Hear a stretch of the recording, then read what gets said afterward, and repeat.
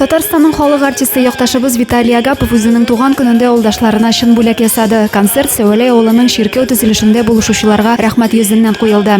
Бу ял концерты минем менә авылдашларга булган рәхмәтем. Миңа менә авылыбызда храм төзегәндә ярдәм иткәннәр өчен, кушылганнар өчен, менә үзләренең өлешләрен керткәннәр өчен минем аларга зур рәхмәтем.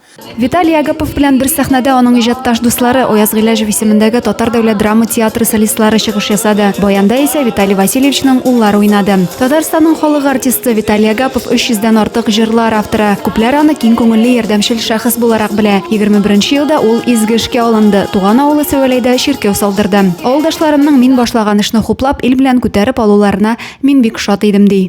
Biz бик шат инде бу, нигә авылда шундый зур, грандиоз, как говорится, строительствоны башкарып, үз урына, йоласына китереп, эшкә җибәргәнгә.